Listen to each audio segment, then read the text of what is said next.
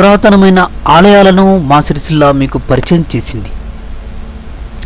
ఈసారి మీకు రాజన్న సిరిసిల్ల జిల్లా బోయిన్పల్లి మండలం కోరెం గ్రామ శివారులోని 9వ శతాబ్దానికి చెందిన పురాతన శివాలయాన్ని పరిచయం చేస్తున్నాం.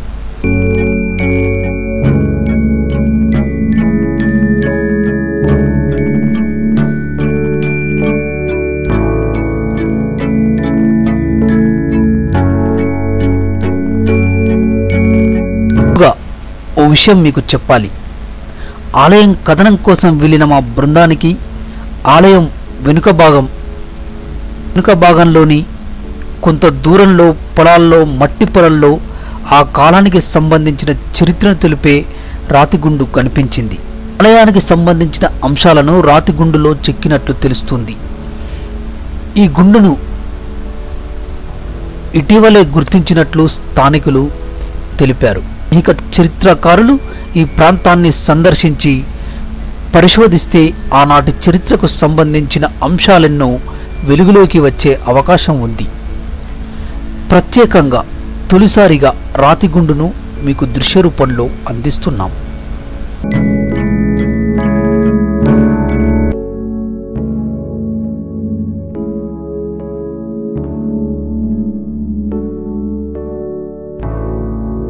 ఆలయం విషయానికి వద్దాం. రాజన్న సిరిసిల్ల జిల్లా బోయిన్పల్లి మండలంలో కోరెం గ్రామం ఉంది. ఊరి చివర చెరువు సమీపంలో పురాతనమైన శివాలయం మనకు దర్శనమిస్తుంది.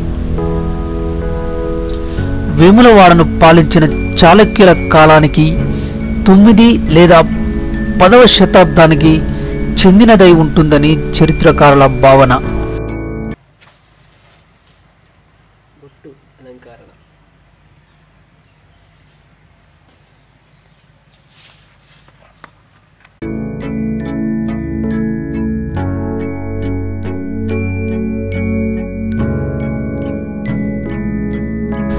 ఆలయం చుట్టూ అనేక మార్మిక అంశాలు అల్లుకుని ఉన్నాయి.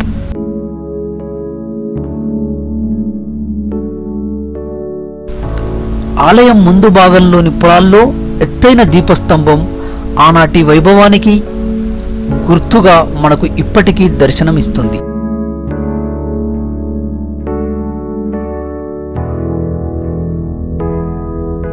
నాటి గర్భగృహంలో ఎత్తైన వేదికపై శివలింగం దర్శనమిస్తుంది. దక్షిణ భాగంలో కేశవ ఆలయం ఉంటుంది.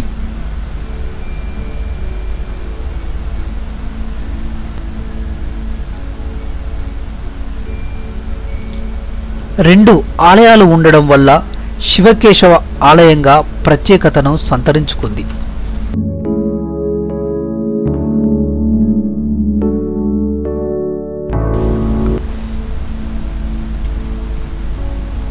ఆలయానికి మరో ప్రత్యేకత కూడా ఉంది.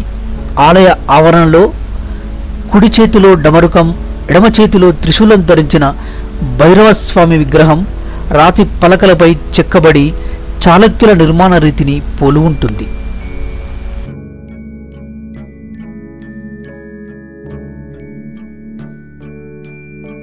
ఆలయ ప్రవేశ ద్వారం వద్ద ఇరువైపులా 2 ఏకశిల స్తంభాలు ఉన్నాయి.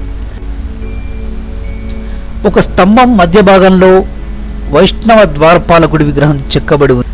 ప్రస్తుతం శ్రీ రాజరాజేశ్వర ఆలయంగా పిలువబడుతున్న ఈ పురాతన శివాలయం అంతు చిక్కని ఎన్నో మార్మిక రహస్యాలను నిక్షిప్తం చేసుకుంది.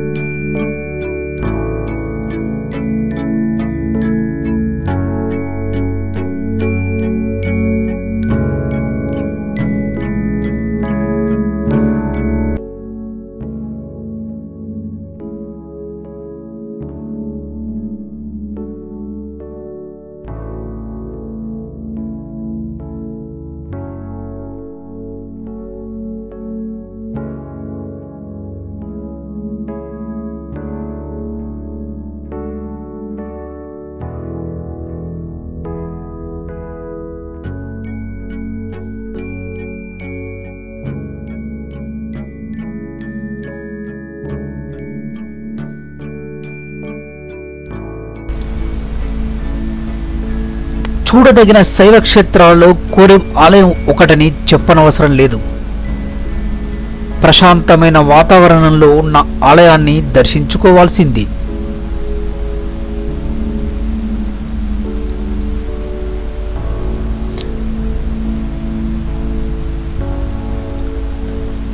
మన చరిత్ర, మన ముచ్చట్లు.